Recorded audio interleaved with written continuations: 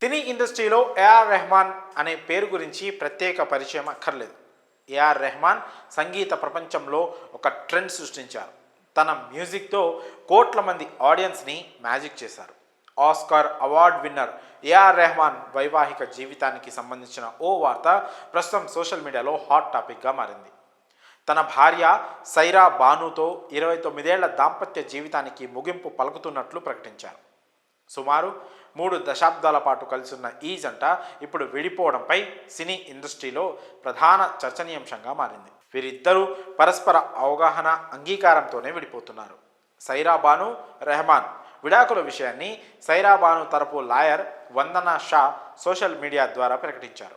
కాగా 1995 మార్చిలో ఈ జంటకు వివాహం జరిగింది. మరికొద్ది రోజుల్లో 30వ వివాహ వార్షికోత్సవం జరుపుకోనున్న ఈ జంట విడిపోతున్నట్లు ప్రకటించడం అందరినీ ఆశ్చర్యపరిచింది. ఇండియన్ సినీ ఇండస్ట్రీలో మ్యూజిక్ డైరెక్టర్గా ఏఆర్ రెహమాన్కి ఎంత గొప్ప పేరుందో అందరికీ తెలిసిందే. స్లమ్ డాగ్ మిలీనియర్ మూవీతో వరల్డ్ టాప్ మ్యూజిక్ డైరెక్టర్గా ఆస్కార్ అవార్డు అందుకున్నారు. దేశ విదేశాల్లో ఎన్నో లైవ్ షోలు ఇస్తూ ప్రేక్షకులను ఎప్పుడూ ఎంటర్టైన్ చేస్తూనే ఉన్నారు. సైరా బాను రెహమాన్ విడాకుల విషయం గురించి ఆమె లాయర్ వందనా షా మాట్లాడుతూ, వివాహం చేసుకున్న దాదాపు 29 ఏళ్ల తర్వాత సైరా రెహమాన్ విడిపోవాలనే కఠిన నిర్ణయం తీసుకున్నారు. ఈ జంట ఒకరి పట్ల ఒకరు అమితమైన ప్రేమ ఉన్నప్పటికీ కొన్ని వ్యక్తిగత కారణాలు, ఇబ్బందుల నేపథ్యంలో వారి మధ్య దూరం బాగా పెరిగిపోయింది. ఈ క్రమంలోనే ఇరువురి అంగీకారం మేరకు విడిపోవాలనే నిర్ణయం తీసుకున్నారు.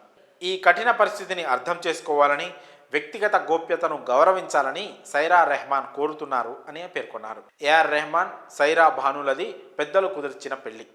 1995 మార్చి 12న వీరిద్దరూ నిఖా చేసుకున్నారు. ఈ జంటకు ఖతీజా, రహీమా అనే 2 కూతుళ్లతో పాటు అమీన్ అనే ఒక కొడుకున్నాడు. తమ తల్లిదండ్రుల విడాకుల నేపథ్యంలో తమ వ్యక్తిగత గోప్యతను గౌరవించాలని రెహమాన్ తనయుడు అమీన్ తన ఇన్స్టాగ్రామ్లో పోస్ట్ చేశారు. ఇదిలా ఉంటే తమ విడాకులపై రెహమాన్ స్పందిస్తూ, మేం గ్రాండ్గా 30వ వివాహ వార్షికోత్సవం చేసుకోవాలని ఆశించాం, కానీ అనూహ్య రీతిలో మా దాంపత్యానికి ముగింపు పలకాల్సి వస్తుందని ఆవేదన వ్యక్తం చేశారు. ఇది ఎంతో సున్నితమైన పరిస్థితి. దయచేసి అందరూ అర్థం చేసుకుంటారని భావిస్తున్నాను. ఈ పరిస్థితిని అర్థం చేసుకున్న కుటుంబ సభ్యులు, సన్నిహితులకు ధన్యవాదాలు అంటూ ట్వీట్ చేశారు.